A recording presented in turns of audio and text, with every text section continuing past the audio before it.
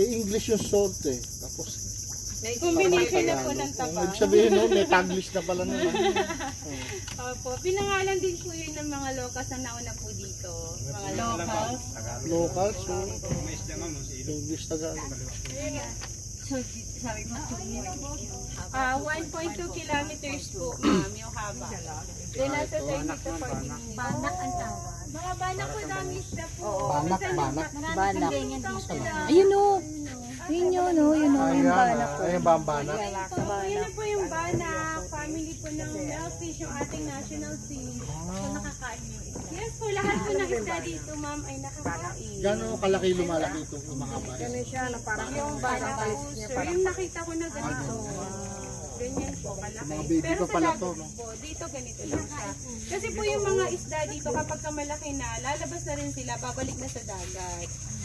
Pag malaki. Parang salmon. Pwedeng ano ha? Yung salmon lang po, kung saan po, di ba, mangingitlog, doon siya mamamatay. So, yun lang po yung pagkakaiba. Pwedeng sa salt water, pwede din sa tabang ano. Na yun nga po, sir, ma'am, ayon sa pag-aaral po, halos nasa 2/3 ng uri ng isda sa karagatan, pumapasok sa ganitong ilog para mangitlog. So, this is the natural and nursery po ng mga isda. Po, dito sila nangingitlog kasi safe po sila sa mga predator. At wala din alon. O di na-disturb yung ano. Yes po, hindi sila madidisturb. Itlog ano. Pero part po kasi yun, ma'am, ng food chain para balance yung ecosystem natin. there you go. Yes po. So, yan po. At in the Philippines naman, balik na po tayo sa Bakawan, meron po tayong 40 species. But in this area po ay meron kaming 10, pero 4 lamang yung actual na makikita nyo sa magkabilaan ng ilog. So, yun po yung babae, lalaki, tabigi at busain. So, madali naman po natin ma-distinguish sa pamamagitan ng mga dahon, bark, seeds at sa kanilang mga root formation po. So, unahin po si tabigi. Tingin po tayo sa kaliwang bahagi ng ilog. This one, yung bark na parang bayabas, dahon parang duhat na may malapad na ugat, that is tabigi. Xylopurpose granatum po, scientific name yan. Then ito naman po yung si lalaki at babae. Yung may dahon na malapad, yan po yung babae. Then ito yung dahon na mas maliit at patulis, yan po yung lalaki. Opo, so yun po yung female mangrove o the wider leaves is Rhizopora mucronata po the scientific name. Sorry, may bayawak po oh. Hi, there's a monitor lizard. Ayan, ayun. Ayun o. Ayun. Nag-aano siya sa... Diba yung kaninang ahas sa kayan, kahoy. magkakainan ba yan? Hindi. Hindi po. Hindi. Yung kinakain po niya, Para sa yung fiddler crab. Crab, fiddler crab po. Crab? Yes sir. Maliliit na crab Opo, dito. maliliit po na crab. Meron Then dito yung crab. ahas, kinakain niya isda. Pero yung ahas to ahas sir, nagkakainan po Oo, sila. yun nakakita na ako Yes na. ma'am, ahas sa ahas. Pero yun hindi ano. Like yung cobra, kinakain niya po yung binturan. Kasi aside the mangrove snake po or binturan the local name, meron din pong cobra, viper at python dito. But usually yung python po maliliit lang. Kasi ito po yung natural habitat. Pero kapag hindi naman din po sila nasaktan o nagulat, hindi naman po yan mga atake. Kusang lalayo lang po yan. Pero kung maglalakad kami ganito, hindi lang nag-disturb sila. Hindi po. So, yun po yung... Ano lasa ng bayawak?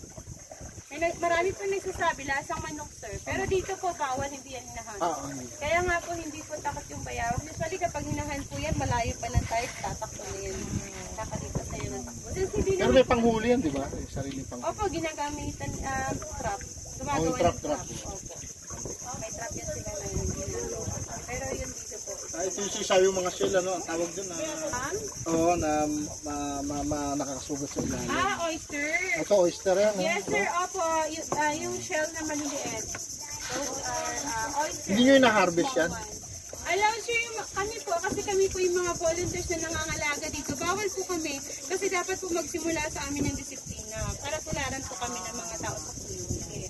Pero yung mga local tribes po, yung Tagbanwa, Batak, malalayo yung bahay nila, pwede silang bumaba dito para kumuha ng alimango, talaba, ng plant. Sila lang ang allowed, ano? Ulam lang din. Opo, hindi pang binsa. Or pwede pang consumption na. Pero fishing po, fishing. Sila, fishing, hindi allowed yung... No sir, not allowed to do fishing. Kasi po, mostly the fisher are pregnant. So if you are allowed to do fishing, milk will run. So that's why no fishing here even the local tribe.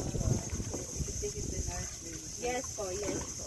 So approaching the century-old mangrove trees. So those are century-old mangroves. That according to the tree expert po, the estimated average is about 100 years up to 200 years na po yan. Paano nalalaman ulit? Actually sir, estimated lang po yun kasi kung gusto talaga natin malaman, mamamatay po kasi kailangan po itong bibilangin yung ring. Akala ko dahil sa height. No, bibilangin mo yung ring nung ano, yung bar. Bibilangin mo. Yung bike nga, tama. So yun na po yun kasama sa So wala pala sa height, ano? kasama na po yun sir sa estimate po ng mga tree expert po. Pagka ganyan na, mga century-old mangrove na po yan. Pero kapag ganito lang po siya, nasa 40 to 60 po yan. Then yung mas mabababa pa dyan ay nasa 20 po. Yun yung estimated po ng ating mga tree expert po. Wala sa kapal. Wala po. Opo ma'am, natumba yung yan po yung mga Savior puno nga na itong mga natumba. Natural disaster po may gawa niyan, yung typhoon ulit. Pero actually po, yung function po niyan, protection sila from the typhoon. Sila yung haharang ng malaking alon like this